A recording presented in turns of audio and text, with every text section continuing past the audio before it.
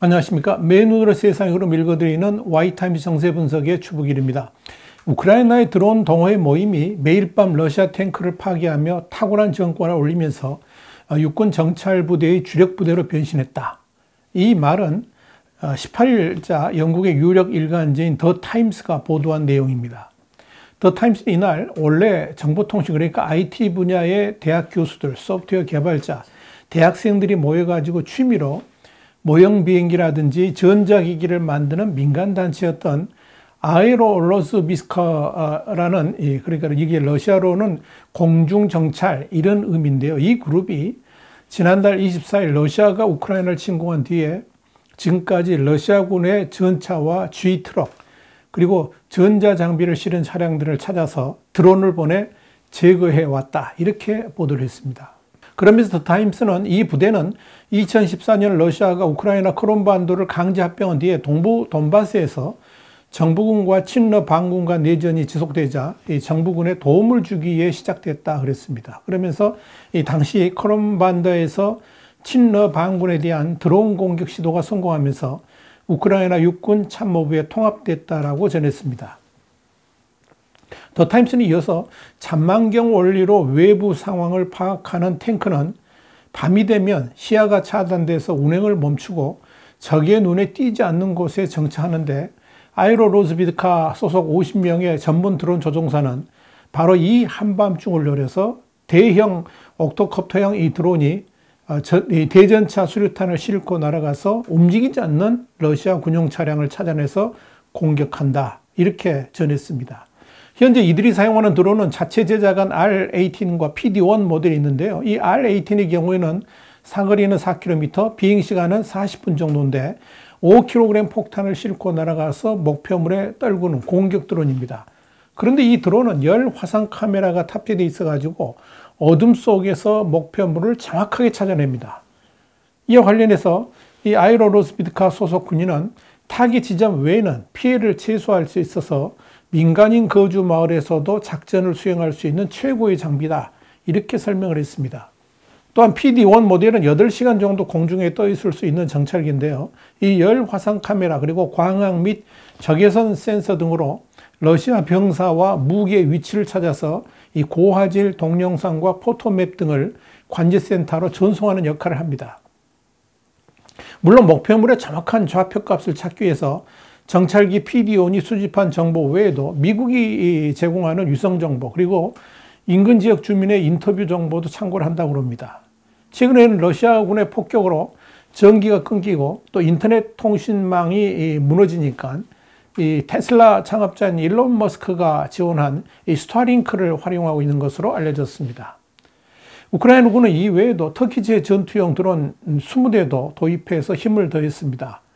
홍콩의 사우스차이나 모닝포스트는 이 우크라이나 내에 이 터키제 드론이 50기 가까이 있다는 정보도 있다, 이렇게 보도를 했습니다.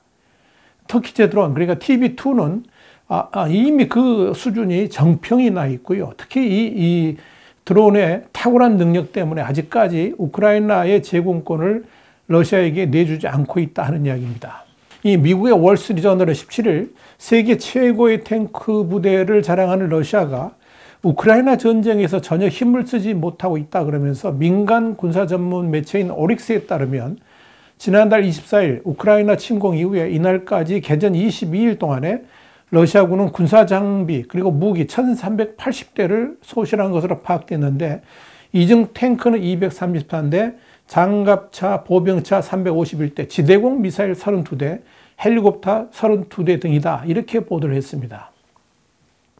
반면 우크라이나군은 러시아군의 4분의 1 수준인 362대를 잃은 것으로 집계됐는데 탱크는 66대, 그리고 장갑 보병차가 89대, 그리고 지대공 미사일 11대, 헬리콥터 1대 등이라고 월스트리트저널은 전했습니다. 월스트리트저널에 이어서 러시아의 탱크가 짧은 시간에 이렇게 많이 파괴된 것은 제2차 세계대전 이후에 처음이라고 그랬습니다. 그러면서 이 우크라이나는 무장 드론과 제블린 등의 간단한 무기로 소수의 우크라이나 병사들이 러시아의 탱크와 장갑차 그리고 보급품 기동에 엄청난 피해를 입혔다라고 밝혔습니다. 또한 이런 탱크 부대 진압 때문에 러시아군은 이 우크라이나 장악 계획을 사실상 포기하게 만든 요인이 되었다. 이런 분석도 나왔습니다. 사실 어느 누가 보더라도 이번 러시아의 우크라이나 침공은 원래 러시아가 주장하는 대로 1, 2주 안에 끝날 것이다. 이렇게 다들 판단을 했을 겁니다. 워낙 군사력의 격차가 크기도 한데다가 우크라이나는 전쟁에 대한 준비 자체가 아직 덜 되어 있는 상태였기 때문에 그렇습니다. 그런 일반적 예측은 보기 좋게 빗나갔습니다. 그렇게 전세가 뒤바뀌게 된 가장 큰 요인은 젤렌스키 대통령과 국민의 항전 의지였고요. 또 하나가 서구의 첨단 무기와 전술 지원이 큰 역할을 했다라고 볼 수 있을 겁니다. 17일 데일메일은 우크라이나군의 핵심 전력으로 제블린 미사일, 그리고 터키산 드론, 매복 작전, 서방의 군사정보, 스팅어 지대공 미사일 이렇게 5가지를 꼽았습니다. 이런 우크라이나군의 반격 때문에 러시아는 3주 만에 군인 8,000명이 전사하고 탱크 430대, 장갑차 1,375대가 파괴된 것으로 미국의 국방부는 추정하고 있다 하는 이야기입니다. 이건 오릭스의 추정과는 약간 다를 수 있습니다. 이런 피해는 푸틴에게는 악몽이고 또한 굴욕이죠. 데일리메일은 이 우크라이나가 이런 전과를 올리게 한 첫 번째 무기로 제블린, 그러니까 FGM-148을 꼽았는데요. 이 대전차 미사일이죠. 러시아 탱크가 파괴돼서 불에 타는 영상을 봤다 그러면 그건 10중 8구 제블린에 명중된 결과입니다. 우크라이나군은 서유럽 국가로부터 제블린 미사일 1만 7천 기 정도를 확보한 것으로 알려졌습니다. 이 제블린은 우크라이나의 수호자 역할을 해서 소셜미디어에서는 성스러운 제블린으로 통하고 있습니다. 이 어깨에 메고 발사하는 제블린은 미사일 2발을 장전하고 첫 발을 탱크에 명중시키면 더 강력한 두 번째 미사일은 탱크를 관통해서 폭발을 시켜버립니다. 이 제블린의 작전 반경은 한 8,000피트, 그러니까 한 2.4km에 달하고요. 탱크를 직접 타격할 수도 있고 공중으로 발사해가지고 이 헬리콥터 같은 저공 비행체를 폭파할 수도 있습니다. 또한 드론 역시 막강한 공격력을 자랑했습니다. 이 드론은 러시아군이 우크라이나를 침공한 후에 러시아 공군이 방어망을 확립하기 이전에 이 러시아군에 큰 타격을 입혔다, 이렇게 볼 수가 있을 겁니다.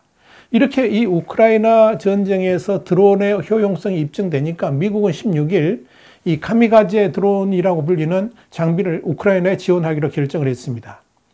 2차 대전 당시에 자살 특공대로 악명을 날렸던 일본의 가미카제 특공대를 따서 이름 붙인 이 드론은 탱크라든지 군대 밀집 지역으로 추락해서 폭발하도록 그렇게 설계되어 있습니다. 여기에 대해서 익명의 미국 당국자들은 이 드론은 휴대가 용이하고 작동시키는데 별도 훈련이 필요 없는 첨단 무기라고 그랬습니다. 정식 명칭은 스위치블레이드라고 합니다. 뉴욕타임스가 그렇게 소개를 했습니다. 특히 이 드론, 그러니까 스위치블레이드 300은 길이가 60cm, 무게가 2.3km 밖에 안 되기 때문에 백팩에 가지고 다니다가 필요시 꺼내서 날려보낼 수 있을 정도로 휴대성이 뛰어납니다. 대당 가격은 한 $6,000 정도니까요. 뭐 별로 비싸지도 않습니다. 다른 드론보다는 뭐 비교 안 될 정도로 값이 싸죠. 그러니까 무한정 공급할 수가 있을 겁니다. 그런데 이 성능 또한 뛰어납니다. 카메라를 통해서 전송되는 적의 모습을 보고 공격 명령을 내리면 화약으로 채워진 본체가 목표물에 돌진해가지고 폭파가 됩니다. 그렇기 때문에 몸집이 크고 값비싼 MQ-9 리퍼 등에 비해서도 훨씬 더 효율적이다, 이런 평가를 받고 있습니다. 특히 우크라이나 전쟁 같은 곳에는 정말 효율적이죠. 뉴욕타임스는 센서와 화약 등 값싼 소모품으로 만들어져 있어서 비용 대비 효과가 커서 이 러시아 탱크 등을 효율적으로 파괴할 수 있다 그랬습니다. 이런 이유 때문에 미국은 우크라이나에 이 드론을 신속하게 보내기 위해서 집중하고 있다라고 전한 겁니다. 사실상 이 드론이 러시아군의 우크라이나 진군을 막는데 아주 뛰어난 효과를 발휘할 수 있을 것으로 본다, 그런 분석입니다. 조 바이든 미국 대통령은 이날 대국민 연설을 통해서 스팅어 대공 미사일 시스템 800기, 또 제블린 대전차 미사일을 비롯한 대기갑 공격 무기 9,000기, 드론 100기를 비롯해서 기관총, 유탄 발사기 같은 소형 화기와 탄약 등을 우크라이나에 추가 지원할 방침이라고 밝힌 바 있습니다. 특히 바이든 대통령은 이 지원 품목에 드론이 포함된 것 관련해 가지고 우크라이나 방어를 위해서 최첨단 무기를 보내겠다는 약속 이행의 차원이다. 이렇게 말하기도 했습니다. 또한 이 드론은 S-300 대공 미사일 방어 시스템, 스팅어 및 제블린 미사일과 함께 우크라이나 정부가 미국에 공식적으로 지원을 요청한 품목인데 미국이 이걸 들어준 겁니다. 이렇게 미국에서 보내는 100대의 스위치블레이드가 이제 더해진다 그러면 아마 우크라이나군은 한층 더 강해질 수 있을 것으로 이렇게 보입니다. 자, 그런데 이렇게 공격용 드론이 더욱더 힘을 발휘할 수 있는 것은 서방 세계의 핵심 첩보 제공 때문일 겁니다. 미국을 비롯해서 나토 동맹국들은 지상군을 우크라이나에 투입하지 않는다는 원칙에는 요지부동입니다만은 이 군사 자원 지원부터 핵심 첩보 제공에는 적극 나서고 있습니다. 사실 우크라이나는 위성 사진과 첩보를 통해서 러시아군의 이동 경로뿐만 아니라 러시아군 타격 지점에 대한 정확한 위치 같은 이런 정보들을 제공받고 있습니다. 이런 첩보를 바탕으로 해가지고 정확한 지점에 드론을 보내서 러시아군을 효율적으로 타격하고 있는 겁니다. 이렇게 우크라이나를 비롯해서 서방 세계는 러시아군의 실체를 이번 기회에 완전히 깨닫게 됐습니다. 이런 이유 때문에 유럽을 방문 중인 로이드 오스틴 미국 국방장관은 18일 CNN과 인터뷰에서 러시아가 기대했던 것만큼 빠르게 진격하는 데 실패했다 그러면서 우크라이나 침공 과정에서 수차례 실수를 목격하고 있다. 이렇게 말을 했던 겁니다. 오스틴 장관은 러시아가 물자 보급에 있어서 고전하고 있고 전술 정보를 잘 활용하고 있다는 증거도 찾지 못하는 상황이다 그랬습니다. 그러면서 이 지상작전과 공습의 통합도 원활하지 않다라고 밝혔습니다. 오스틴 장관은 이어서 벌어질 것이라고 예상했지만 실제로 일어나지 않은 일들이 있다 그러면서 러시아는 실제로 몇몇 문제를 가지고 있고 그들이 전쟁을 시작했을 당시 세웠던 가정 가운데 많은 것들이 현실이 되지 않았다 이렇게 말을 했습니다. 러시아의 푸틴이 계획했던 우크라이나 점령은 이미 빗나갔습니다. 아무리 러시아가 폭탄을 퍼부어대도 우크라이나는 결코 항복하지 않을 겁니다. 그것이 푸틴을 더욱 괴롭히는 요인이 되기도 할 겁니다. 덩치만 컸지 의외로 약점이 많은 러시아. 그 러시아를 보면서 지금 우크라이나를 비롯한 서방 진영은 끝까지 우크라이나를 지킬 것이다. 그 의지에 가득 차 있습니다. 와이타임 정세 분석이었습니다. 다음 시간에 다시 뵙겠습니다. 감사합니다.